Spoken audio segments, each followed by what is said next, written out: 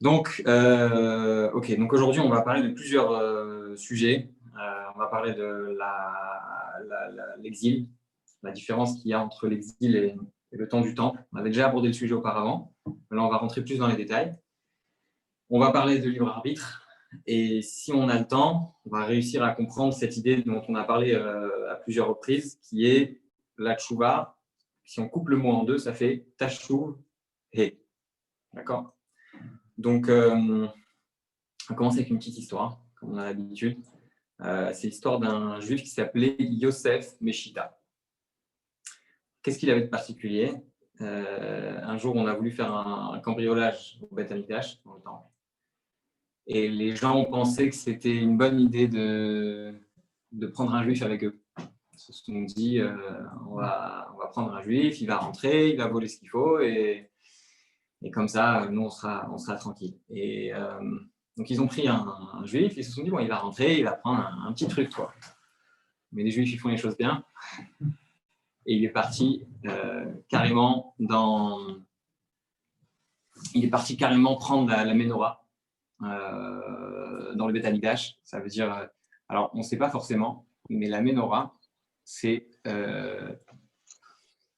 pas simple. Hein. C'est 50 kilos. 50 kilos d'or, c'est à peu près. Alors ici, il dit c'est à peu près 50 000 $. 50 000 $ le kilo d'or, donc ça fait à peu près 2,5 millions de dollars. Je ne sais pas, je ne connais pas le cours de l'or. Combien ça coûte un kilo d'or ?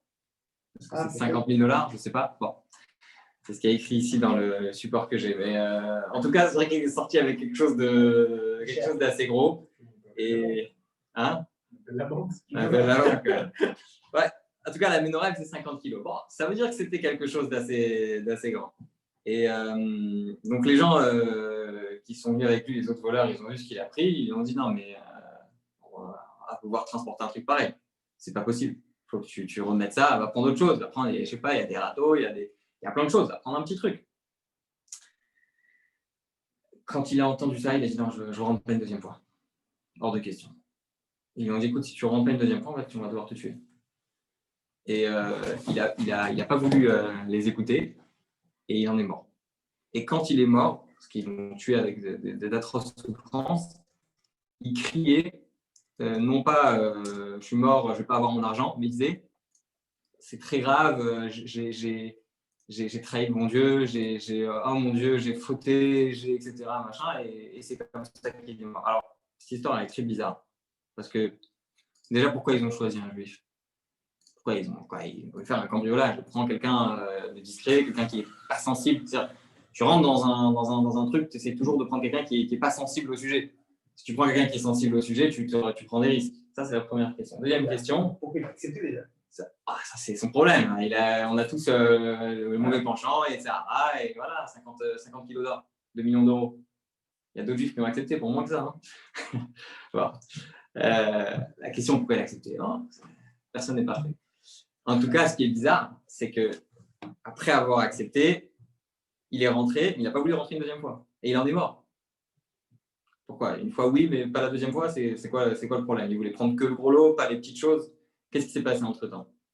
Donc justement, c'est un peu le but d'aujourd'hui, d'expliquer cette idée-là. Mais pour expliquer ça, pour expliquer en fait l'idée de ce qui se passe entre le temps de l'exil et le temps du Beth Amikdash, le temps où les Juifs vivaient librement.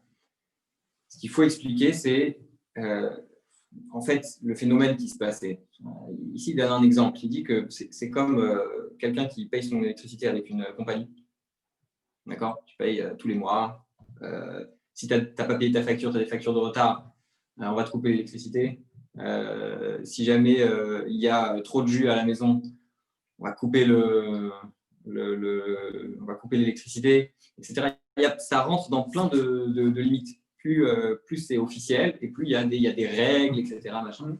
Par contre, si tu vas dans la rue et tu trouves n'importe quel fil d'électricité et tu vas brancher tu prends un fil et tu te connectes à l'électricité. Et donc, quand tu fais ça, tu évites tous les problèmes. Pourquoi? Parce qu'il n'y aura pas de coupure. C'est gratuit. D'accord? Il n'y a rien à payer. Il n'y a pas d'engagement, mais aussi il n'y a pas de sécurité. Ça veut dire que si demain, il y a de l'eau qui tombe dessus, ça peut faire de gros dégâts. Si jamais le jus il est trop fort, ça va envoyer la sauce et ça peut faire exploser des machines, ça peut dérégler des choses et faire des catastrophes. D'accord? C'est un peu la même chose. La différence qu'il y a fondamentale entre le temps du Beth Amikdash et ce qu'on vit aujourd'hui, c'est qu'au temps du Beth Amikdash, on savait que faire une avéra, faire une faute, ça brûle. Tu fais une faute, tout de suite, punition. Par exemple, on sait qu'on connaît par exemple l'histoire de la Sota.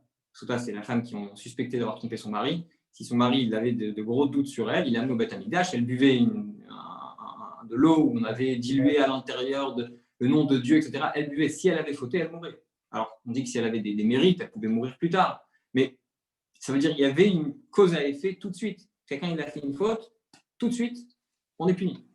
D'accord? Les gens ils venaient au Beth Amikdash, il y avait des miracles. Des miracles constants. On dit qu'il y avait 10 miracles tout le temps au Beth Amikdash. Il n'y avait pas de mouches, il n'y avait pas de. Tu voyais le feu qui descendait du ciel. C'était assez. C'est pas, on te dit, tu sais, il y a un Dieu, etc. Il faut vivre. Non, c'est des choses que les gens étaient capables de voir. Et en fait, ce qui marche en même temps que ça, tout ce qui est clair, tout ce qui est officiel, comme on a dit avec quand tu payes l'électricité, c'est que automatiquement, ça engageait les gens dans le sens où on avait tout de suite une punition. Par exemple, dans le désert, on dit que les Juifs ils recevaient la manne du ciel. Mais du coup, dès qu'ils se plaignaient à peine de recevoir la manne et qu'ils voulaient autre chose, etc., tout de suite, il y a une punition. Pourquoi? Parce que quand tu vois clairement, quand tout est clair, quand tout est évident, tu ne peux pas dire aux gens, les gens ne peuvent pas dire j'ai pas envie de faire, j'ai pas envie d'avancer. Pourquoi? Vu que tout est clair, vu que tout est évident, c'est devant toi, tu peux pas. Et en réalité, de l'autre côté, qu'est-ce qui se passe une fois qu'il y a eu le temple qui a été détruit? Donc les Juifs, ils ont quitté Israël. Toute cette révélation, toutes ces choses qui étaient tellement évidentes ne le sont plus. C'est pour ça qu'aujourd'hui, tu peux faire du bien, tu peux faire du mal. Ça ne va pas changer grand-chose dans le compte en banque. Alors, ça ne veut pas dire que est-ce qu'on fait les choses par rapport au compte en banque, est-ce qu'on fait les choses par rapport à ce qu'on va recevoir directement, concrètement? Non. Et c'est justement ça le but de notre cours, c'est de dire malgré ces différences et malgré le fait que les choses ne sont pas si évidentes, eh bien, on se doit quand même de faire l'effort de voir en réalité plus la cause que l'intérêt. Ça veut dire, c'est pas par rapport à ce que je vais recevoir, mais par rapport à qui je suis. Qu'est-ce que je représente? Quelle est mon identité? Et vu que mon identité, c'est plus être un juif, être attaché à Hachem, donc je vais dire, c'est vrai que j'ai d'autres intérêts. Par exemple, si je ne vais pas faire Shabbat, je vais peut-être gagner plus d'argent, mais ce n'est pas qui je suis. Ce n'est pas le vrai moi. Et en réalité, on a la réponse à la question qu'on avait posée dans le chapitre 4 il y a quelques semaines. On avait dit comment c'est possible qu'il y a des gens qui font de mauvaises actions, qui se comportent mal, mais qui malgré ça vivent une vie très bien. Alors, en réalité, la réponse elle est simple. C'est juste qu'aujourd'hui, on n'est plus dans un système officiel de recevoir la vitalité de Dieu, mais dans un système un peu pirate. Et donc, dans ce système-là, c'est comme l'électricité. Donc, il n'y a pas de sécurité, il n'y a pas de limite, mais ce n'est pas direct. On dit que Rabbi Levi Yitzhak de Berditchev, qui était connu pour être un défenseur du peuple juif, il disait au bon Dieu, ce n'est pas juste ce que tu fais. Pourquoi? Il dit parce que toutes les bonnes choses, tu les as mises dans les livres, et toutes les mauvaises choses, tu les as mises en face des yeux de l'homme. Toutes les envies. Si tu avais fait le contraire, tu avais mis toutes les bonnes choses en face des yeux, et toutes les bêtises, tu les aurais mis dans les livres, bah oui, tout le monde aurait servi Dieu. C'est évident, parce que c'est beaucoup plus facile. Donc, qu'est-ce que ça veut dire dans l'esprit de ce qu'on vient d'expliquer? Quand c'était au temps du Beth Amikdash, qu'est-ce qu'on voyait? Qu'est-ce qui était le plus marquant dans les yeux des gens? Beth Amikdash, Jérusalem, ou même si on n'habitait pas forcément à Jérusalem, on entendait, il y avait des prophètes qui annonçaient des choses et les choses se réalisaient vraiment, on les voyait de manière claire, tangible, il y avait pas de... Tout était évident. Et puis après, qu'est-ce qui se passe? Aujourd'hui, on n'a plus ces choses-là. C'est-à-dire, à l'époque du Beth Amikdash, tout ce qui était bien, on le voyait clairement. Et puis après, tout ce qui était de bêtises, tout ce qui était partir du bon chemin, ça, c'est des choses qu'il fallait rechercher quelque part. Et aujourd'hui, c'est le contraire. Les choses, elles se sont inversées. Alors, la question, c'est, dans ce cas-là, si de toute façon, on ne reçoit rien, pourquoi on va se prendre la tête? Pourquoi on va se prendre? On va vivre tranquillement. On va faire ce qu'on peut et on va faire… À l'époque du Beth Amikdash, c'était clair. Et tu fais les choses bien, tu fais Shabbat, tu as la parnassa tout de suite, tu ne fais pas Shabbat, la parnassa ne marche pas, tu fais cache-route, tu as une bonne santé, tu ne manges pas cachère et tu as une mauvaise santé. À l'époque, c'était clair. D'accord. Aujourd'hui, il y a des gens chez qui ça marche, il y a des gens chez qui ça ne marche pas. Des gens qui vont te dire, oui, moi, je pense que Torah Mitzvot, c'est ça qui m'amène, etc. Mais ce n'est pas automatique, ce n'est pas systématique. D'accord. Non, ou alors non, on l'a. Ce qui est dur à voir aujourd'hui, je trouve, hein, c'est ceux qui sont vraiment dans le respect total et qui sont à la pauvreté. Ça, je trouve que c'est dur à voir. Ça veut dire qu'ils tiennent vraiment à leur identité. Oui, mais c'est dur à voir, je trouve. Ouais. Mais quelque part, on l'a tous dans notre vie, à des moments où on doit choisir entre l'un et l'autre. C'est-à-dire qu'il y a toujours des moments dans notre vie où on va dire… Et moi, par exemple, qui ne suis pas dans 100% à respecter, etc., mais non, je veux dire, je suis pas… Tu vois, personne n'a 100%. Oui, mais d'accord, mais je veux dire… Voilà, mais ce que je veux dire, c'est que quand je vois des gens qui vraiment se saignent pour respecter les fêtes, pour tout faire, et qui n'ont rien, ça fait de la peine. Moi, j'en connais parce que tu sais, pendant des années, je faisais des colis de Pessah avec les EI. Tu vas donner à manger à des gens qui n'ont rien, quoi, et qui sont tellement religieux, ça fait vraiment de la peine. Malgré ça, ils tiennent. Ça fait de la peine. D'un côté, c'est… Non, mais c'est beau à voir aussi. C'est beau. Mais ça fait de la peine aussi, parce que tu te dis, il y en a, ils font rien du tout et ils sont dans l'opulence. Ah, c'est sûr. C'est sûr. Alors, bon,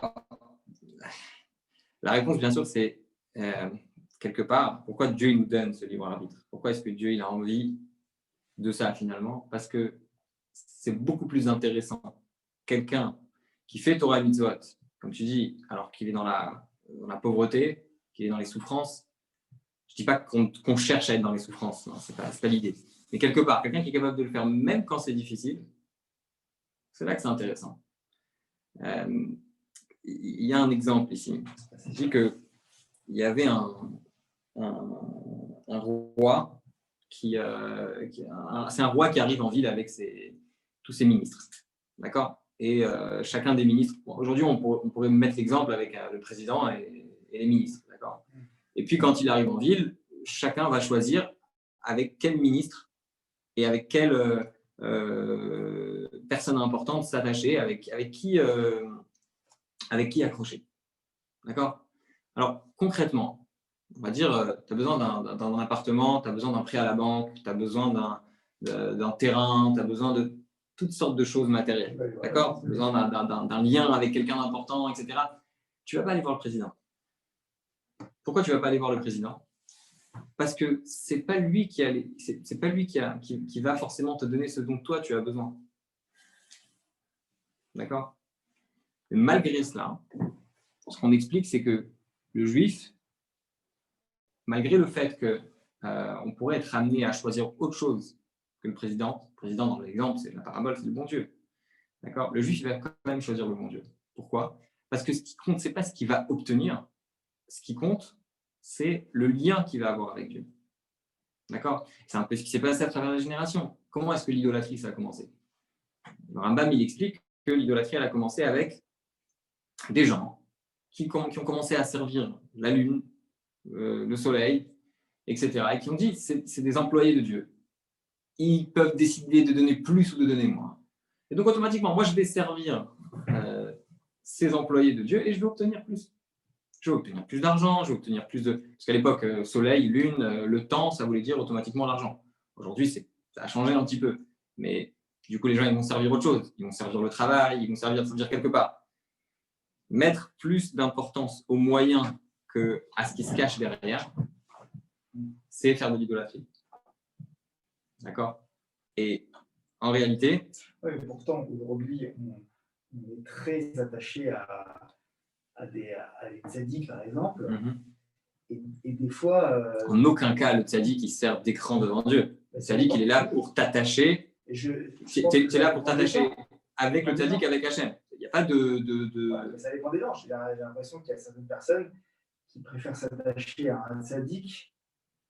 Ouais, bon, après, il y a des gens qui prennent le chemin tordu. Après, dans toute la Torah, il y a toujours… C'est talentueux, quoi, tu vois. C'est dans tous les messages, dans toutes les choses, il y a toujours la personne qui va prendre la chose du mauvais côté. Mais initialement, de base, le lien avec le tzaddik, c'est on s'attache avec le tzaddik parce que le tzaddik, il est celui qui nous élève vers Hachem. Il est celui qu'en s'attachant avec lui, directement, on est attaché avec Hachem. Ça, c'est l'idée. Mais si tu regardes aussi dans l'histoire, aujourd'hui, on accepte les convertis. D'accord? Bon, c'est assez compliqué de recevoir des convertis, mais à l'époque de David Amelech et du roi Salomon, David et Salomon, le peuple juif était tellement bien qu'on n'acceptait pas les convertis. Pourquoi? Parce qu'on était persuadé que si quelqu'un vient se convertir, c'est pas forcément parce qu'il a envie de servir Dieu. Il a juste compris qu'être juif, à l'époque du roi David et du roi Salomon, c'est intéressant. Ça voulait dire être un des peuples les plus puissants du monde, ça voulait dire être un peuple qui a le lien direct avec Dieu, tout le monde peut le voir, c'est évident. Et donc, à cette époque-là, on n'acceptait pas les convertis. Et le Rambam, il dit que quand quelqu'un vient se convertir, alors, je ne sais pas si… Oui, c'est le Rambam. Quand quelqu'un vient se convertir, on lui dit, t'es sûr? Regarde ce que les Juifs disent. Ils sont dvouyim ou troufim ou sroufim ou torafim. Pourquoi je dis les mots? Parce que c'est plusieurs adjectifs pour dire, regarde, ils sont noyés dans les problèmes. C'est toujours la cible. C'est toujours… T'es sûr que tu as envie de rentrer là-dedans? Alors bon, malgré cela, il y a toujours des gens qui veulent se convertir parce qu'ils pensent qu'être juif, ça veut dire avoir des contacts avec Rothschild et avec toutes les banques. Mais à l'époque, c'était beaucoup plus fort cette idée-là. Et bien sûr, ce qui est évident, c'est que la différence entre le système pirate et le système officiel, bien qu'ici on a mis en avant un peu quelque part le fait que même quand on ne sert pas Hachem, on a la possibilité de recevoir des choses, etc. Ce qu'il faut se dire, c'est que quand bien même on va recevoir des choses, ce n'est pas quelque chose qui peut durer trop longtemps. Un peu comme l'idée de la personne qui va prendre l'électricité et pirate. Ok, il va recevoir, il va avoir plein de choses, il ne va pas payer les factures, etc. Mais combien de temps ça va durer? Ce n'est pas durable. Ça ne peut pas être du long terme. Et ça, c'est important de se dire, à part le fait que c'est mon identité, est-ce que j'ai vraiment envie de m'attacher avec quelque chose qui ne va pas perdurer? Est-ce que j'ai vraiment… C'est pas moi-même. Et à part ça, ça ne va pas tenir. Il y a une expression que j'aime beaucoup, je ne sais pas d'où elle vient. Je l'ai déjà dit plusieurs fois dans les cours, c'est que quand le mensonge prend l'ascenseur, la vérité, elle prend les escaliers. Elle met un peu plus de temps, mais à la fin, elle finit par arriver. Ça veut dire que, comme si on vous dit, par exemple, demain, devenez un espion pour espionner la communauté juive pour organiser des attentats. On vous donne tout l'argent du monde. D'accord? Là, on parle d'un juif, c'est quelque chose qui est valable pour n'importe quelle communauté. Personne ne va trahir. Enfin, malheureusement, il y a des gens qui le font. Mais je veux dire, la majorité des gens, ils ne trahiront pas leur famille, leur communauté, leur identité pour de l'argent. Ça veut dire qu'au fond de nous, et c'est un peu l'idée qu'on essaie d'expliquer depuis le début de ces cours sur la tchouva, c'est quelque part la tchouva, tu n'as pas besoin d'aller chercher des ressources ailleurs qu'au fond de toi. Au fond de toi, ton identité, elle veut être attachée à qui tu es vraiment, sans avoir à chercher à droite et à gauche, à vouloir chercher quelque chose de plus. Tu as déjà quelque chose à l'intérieur de toi. Pourquoi tu veux aller chercher ailleurs? Et c'est pour ça qu'on dit que toutes les mitzvot, c'est source de brachot, etc. Alors, finalement, on a répondu à cette question. On a dit comment c'est possible de, même aujourd'hui, faire Torah mitzvot alors qu'on n'a pas d'intérêt. Bien sûr qu'il y a un intérêt. L'intérêt premier, c'est vivre notre vraie personnalité. C'est être qui on est vraiment. Il faut pas le faire pour un intérêt. Oui, mais l'homme, il est attiré à faire les choses concrètement parce qu'il sent qu'il va gagner quelque chose de ça. Mais il n'y a pas plus grand intérêt qu'être soi-même. Comment est-ce qu'on peut être heureux quand on est en accord avec soi-même? Ça, c'est un sujet qu'on va parler beaucoup. Toute l'idée de la Kedusha, c'est que tout marche en même temps. C'est que de savoir que dans sa vie, tout marche autour du même patron. C'est comme je lisais hier une lettre très intéressante où quelqu'un écrit au rabbi et lui dit voilà, j'ai perdu mon père et il était shochet. Alors être shochet, ça engage à devoir aller dans des endroits très éloignés où il n'y a pas forcément minyan et c'est compliqué. Donc il disait voilà, j'ai envie de dire Kaddish. concrètement, il faut que je gagne ma vie. Ça va pas être évident de mettre en place un système où je vais devoir dire Kaddish et concrètement, je vais perdre mon travail en 2 mots. C'est très intéressant ce que le rabbi dit. Écoute, concrètement, pour la parnassa, on a le droit de mettre de côté la religion. Pourquoi? Parce qu'il faut que ta famille vive, etc. Et t'inquiète pas, il y a d'autres solutions et tu peux trouver un moyen que ça marche. Ça veut dire trouver un moyen de faire d'autres prières et quand tu seras là, et concrètement, tu as des frères, eux, ils vont te remplacer, etc. T'inquiète pas, le Kaddish sera dit de toute façon. Et toute une lettre d'excuses. Tu vois, c'est rassurant, quelqu'un, il vient, il a un problème, et le rabbi lui dit, t'inquiète pas, tout va bien se passer. Et dans les 3-4 dernières lignes, le rabbi lui dit, par contre, tout ce que je t'ai dit, c'est parce que je ne sais pas à quel point tu as confiance en Dieu. Mais sache que si ta confiance elle est à un niveau assez haut, tu ne devrais pas t'inquiéter. Pourquoi tu ne devrais pas t'inquiéter? Parce que t'inquiète pas. Fais ce que tu dois faire. Fais le Kaddish. Reste. Abandonne ton travail. T'inquiète, qui t'a donné le travail? Tu crois que c'est ton patron qui t'a donné le travail? Le bon Dieu, le même bon Dieu qui s'est occupé de toi pour te donner ce travail, il va se débrouiller pour te donner un autre travail. Ça veut dire, finalement, si on arrive à voir au travers des choses, c'est très compliqué, mais de se dire, ce n'est pas le ministre qui est en train de me donner. Finalement, tout est lié au président. Finalement, tout est lié à Hachem. Donc, quoi qu'il arrive, au fond des choses, si on a vraiment confiance et qu'on croit au bout des choses, il faut y croire pour que ça marche. C'est pour ça que le rabbi lui dit, t'inquiète pas, il y a des excuses. Tu as des excuses, tu as sur quoi te reposer, de faire tout. Même la Torah elle-même, elle va te dire quoi faire. Mais est-ce que c'est la vraie vérité? Est-ce que c'est le fond des choses, de comment on doit faire les choses? Non. Ça, c'est la deuxième partie sur le libre arbitre. La dernière chose dont on va parler, c'est tashuvhe. D'accord? On avait expliqué que tchouva, c'est en 2 mots. Et que c'est faire entrer le bon Dieu dans notre vie. Et si on peut résumer, faire une mitzvah, c'est s'attacher avec Dieu. Faire une avera, faire une faute, c'est se détacher de Dieu. Faire tchouva, c'est se rattacher. Donc c'est recoller le nom de Dieu en un seul mot. Et ce qui se passe en réalité, quand un juif fait une avera, il va prendre une énergie dans un endroit où elle n'appartient pas. D'accord? Ça veut dire quoi exil? Ça veut dire quoi être exilé? Il y avait un roi qui s'appelait, je crois, Sancheriv. Et ce qu'il a fait dans sa vie, c'est qu'il a mélangé toute la terre. C'est-à-dire que la meilleure façon de déstabiliser quelqu'un, c'est de le mettre dans un environnement où il n'est pas à l'aise, où il n'est pas chez lui. D'accord? Et c'est ce qui lui a permis de pouvoir régner tranquillement. Parce que quand les gens ils sont pas maîtres de ce qu'ils font, exactement, diviser pour mieux régner, exactement. C'est exactement l'idée. Et quelque part, toute l'idée de la tchouva, c'est ça. C'est-à-dire que quand on a fait une avera, on a divisé le bon Dieu. Le bon Dieu, il a créé quelque chose sur terre. Il a la volonté de résider à l'intérieur. Et nous, on lui dit non. Je ne fais pas ta volonté, ça veut dire je n'ai pas envie que dans cet endroit et dans ces conditions, tu appartiennes. Je ne veux pas que tu appartiennes à ma vie. Je ne veux pas que tu appartiennes à cette partie de ma vie en particulier. Et c'est pour ça que l'impureté, elle cherche absolument à rentrer là-dedans. C'est pour ça qu'il y a des gens qui cherchent absolument à convaincre les Juifs d'annuler leur religion, etc. Et ça rejoint un peu l'histoire qu'on avait racontée au début. Pourquoi est-ce qu'ils ont choisi un Juif? Parce que c'était plus intéressant. C'est de là qu'on va réussir à tirer l'énergie. Qu'est-ce qu'il veut un pirate?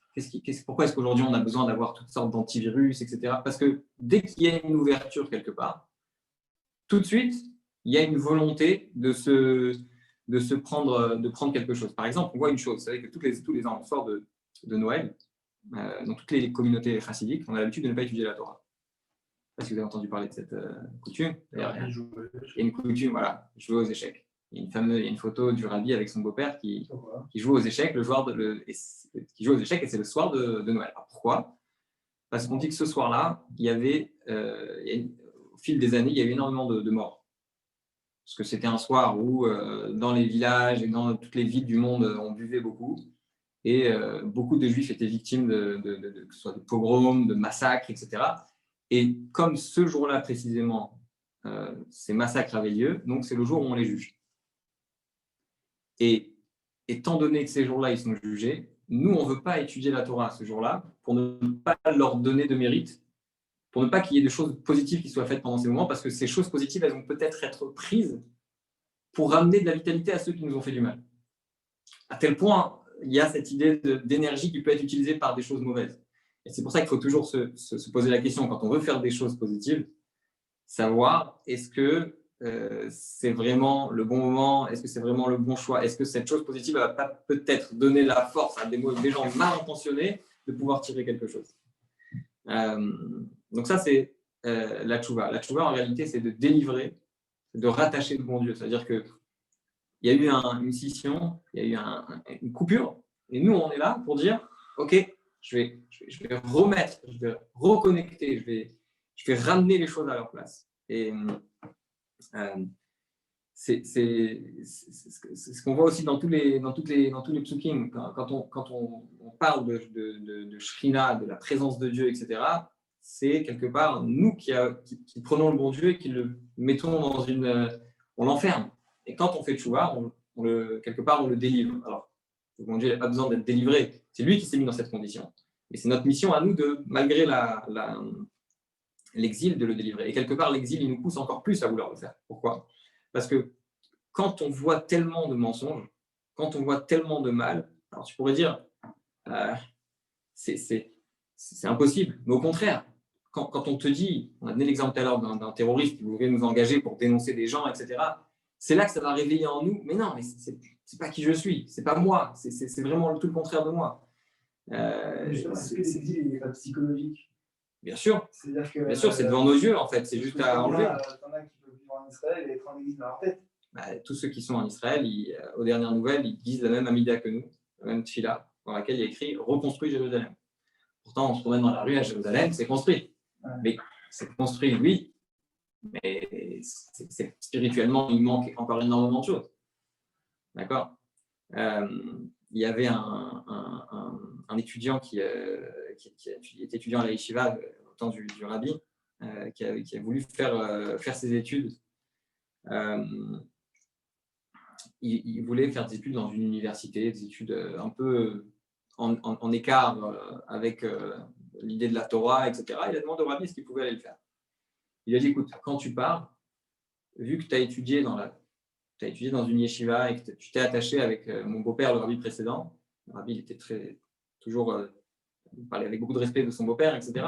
Tu as été attaché avec lui. À partir du moment où tu es attaché avec lui, quand tu vas aller dans cette université et que tu vas apprendre des choses que tu vas apprendre, tu vas le prendre avec toi. Ça veut dire que c'est aussi une réponse. Les gens ils disent des fois, écoute, moi je dérange personne. Ok, moi je fais ce que je fais ma vie. Ok. Et bon, qu'est-ce qu'il y a ? Je dérange personne dans ce que je fais. Mais ce qu'il faut être conscient, en fait, les gens ils disent, nous on le dit tout le temps. D'accord ? On a envie tous d'avoir nos moments où on dit, bon, laisse-moi tranquille, c'est mon petit chez moi, c'est mon petit moment personnel à moi, etc. Mais non, tu n'es jamais tout seul. Tout ce que tu fais, tu prends le bon Dieu avec toi. Et ça, c'est toute l'explication de l'histoire du début qu'on a racontée, de Yosef Mishita. Les goïms qui étaient avec lui, ils ont voulu le prendre. Pourquoi ? Parce qu'ils ont voulu utiliser un juif parce que c'était ce qui allait leur permettre d'avoir de l'énergie, c'était ce qui allait leur permettre de pouvoir rentrer. Et lui, quand il est rentré une fois, il a réalisé. Et quand il est sorti et il est tombé tellement bas, ça veut dire que quelque part, quand on tombe très bas, on a envie de se dire « Ah, je suis tombé trop bas, je ne pourrais plus remonter. » Mais au contraire, si tu te sens mal, c'est que quelque part, tu as touché quelque chose qui est sensible autour de toi. Tu as touché le fond de ton identité. Et c'est précisément à ce moment-là que tu as la possibilité de te relever encore plus fort. Donc ça, c'est ce qu'on peut prendre comme message cette semaine. Malgré toute malgré toute l'obscurité qui paraît parfois régner, eh ben parfois c'est le contraire en réalité. Ça réveille quelque chose d'encore plus profond en nous. Voilà, messieurs. Pas d'accord.